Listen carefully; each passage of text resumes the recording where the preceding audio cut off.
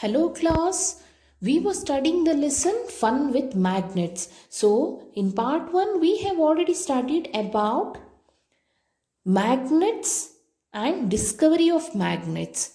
At the same time, we have studied about magnetic substances and non-magnetic substances. So, let us continue the lesson studying the poles of a magnet and so on. One work is given for you children here. You have to rub a magnet in the sand or soil. If you rub the magnet in sand or soil in different places, what may happen? Some particles of sand or soil stick to the magnet. Remove the magnet from the soil and gently shake the magnet to remove the particles of sand or soil. After doing so, again you can see that some particles are still sticking to the magnet. So these pieces might be the iron fillings or iron pieces that is picked from the soil or sand from wherever you have rubbed the magnet. So through this activity, we can find out whether the soil or sand from a given place contains particles that have iron in it. So even you can do this activity at home and you can try out this activity at different places where you have different types of soil and you can find out whether the place or the soil contains iron pieces. Let us study about the poles of magnet. One work is given again where you have to take a sheet of paper and spread some iron fillings on the sheet of paper. Then keep a bar magnet in the middle of the sheet. You have to observe. You can see that all the iron fillings stick to the magnet and you can see more iron fillings get attached to some parts of the magnet. Once again, you remove all the iron fillings from the magnet and you repeat the same experiment. Again, what can you observe? The iron fillings will get attached to the corners or the ends of the magnet. If you don't have iron fillings, you can use iron nails or pins to do the same experiment. Then you have to draw a diagram to show the way in which the iron fillings or the pins, whatever you have taken, will get stuck to the magnet. How it will stick to the magnet? The diagram you have to draw. So, we find that the iron fillings are attached more towards the region close to the two ends of a bar magnet. Poles of a magnet are said to be near these ends. The ends of the magnet is said to be poles of the magnet. So, now you understood where are the poles located? Poles of a magnet is located at both the ends of the magnet. It is usually set as North Pole and South Pole.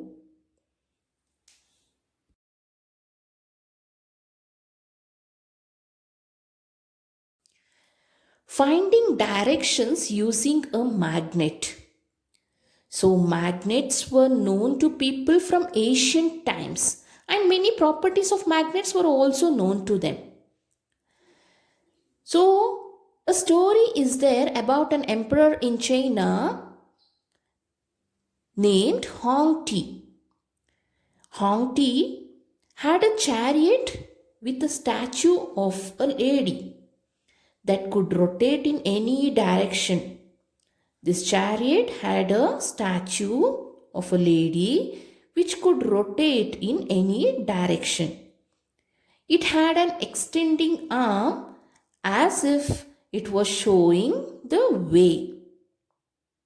The statue had an interesting property. It would rest in such a position that its extended arm always pointed towards the south. By looking at the extended arm of the statue, the emperor was able to locate directions when he went to new places on his chariot. So, magnets was useful even to find the directions also. If we suspend a bar magnet freely, it always comes to rest in a particular direction. That is, it comes to rest in north-south direction. In other words, if we tie a thread to a bar magnet and if we suspend it freely, it comes to rest in north-south direction. If we use the sun in the morning to find out the direction, that is, if we face towards the sun, that will be east in the morning, isn't it? So, when you are doing the experiment, if you are facing the east, to your left will be north. Using the sun for finding direction may not be very exact, but it will help you to make out the direction, that is north and south on your line. If you are facing towards the sun in the morning, then to your left will be north. Then obviously you can find out the south direction also. The end of the magnet that points north is called its north-seeking end or the north pole of the magnet. The other end that points towards the south is called south-seeking end or south pole of the magnet. So now how to find out the directions? Early in the morning, if you're facing towards the sun, then that will be east. So towards your left side, it will be north. Isn't it? So, place or suspend a magnet facing towards the east.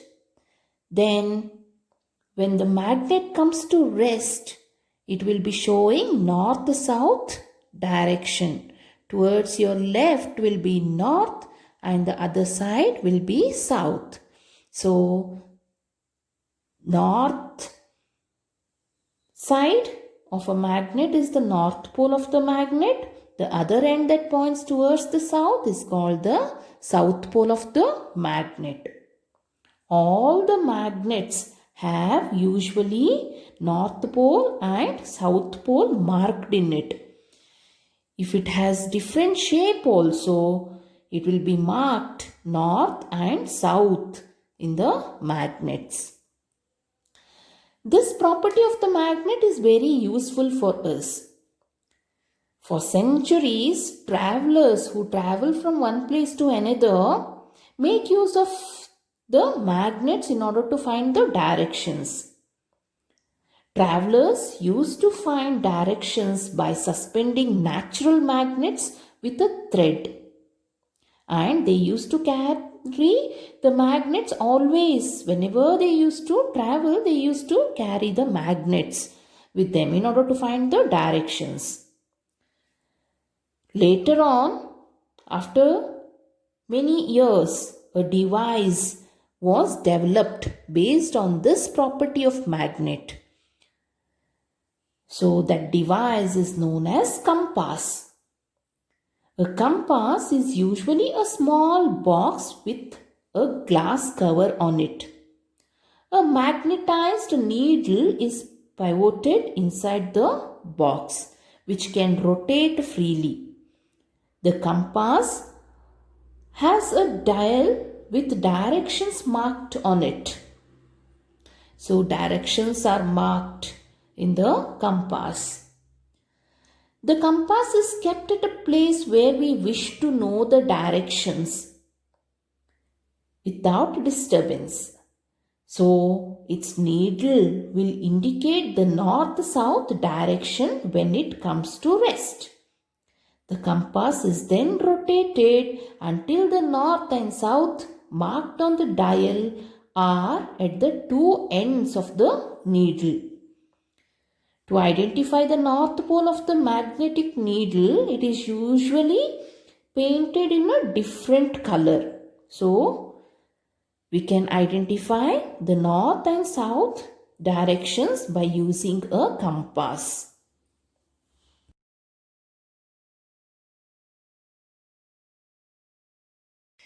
Make your own magnet. How to prepare your own magnet? Let us study a simplest method. You have to take a rectangular piece of iron and you have to keep it on the table. And you have to take a bar magnet and place one of its poles near one edge of the bar of iron. Without lifting the bar magnet, move it along the length of the iron bar till you reach the other end. Now lift the bar magnet and bring the pole to the same point of the iron bar from which you began. You have to use the same pole. You must not change the poles. You have to use the same pole. Again and again, you have to rub the bar magnet or you have to use one of its poles to rub on the iron bar. Rub it. Again you bring it. In the clockwise, you have to keep on rubbing. Lift it and rub it. Lift your hand. Again come to the same corner of the iron bar. Rub it. Lift your hand. You have to do it 30 to 40 times. You have to repeat the same process 30 to 40 times. Then bring a pin or iron fillings near the iron bar to check whether it has become the magnet. If it doesn't attract the iron fillings, then continue the process for some more time. What you have to remember is the pole of the magnet and the direction of its movement should not change. You can also use an iron nail or a needle or a blade and convert them into a magnet. So now you understood how to prepare your own magnet. What you have to do is you have to take an iron bar. You have to bring a magnet, bar magnet, and using one of its poles, rub the iron bar continuously. Rub it in clockwise. From one of its end, rub like this. Lift your hand. Again you bring to the same corner. Rub it. Again lift your hand and bring to the same corner. Rub and you have to bring your hand to the same corner. So clockwise you're rubbing the iron bar with the bar magnet. So continuously if you rub for about 30 to 40 times, the iron bar will become a magnet. You can check it by bringing small pieces of iron fillings near the iron bar. So now you all know how to prepare your own magnet. One more property of magnet we have to study, that is attraction and repulsion between magnets. So if you bring two magnets together, a magnet will have north pole and south pole. So if you bring two magnets together, always the opposite poles will attract each other. Whereas like poles, for example, if you take north pole of one magnet and north pole of one more magnet, then if you bring them closer, it will repel. It will not get attracted. It will move away from each other. So always you have to note that like poles of magnet will repel. That means it will go far away from each other. Whereas unlike poles of magnets will attract each other. It will come closer. Unlike poles means you are taking north pole of one magnet and south pole of one more magnet. If they are closer, if you bring them closer, it will get attracted towards each other. So that property of magnet is also to be noted.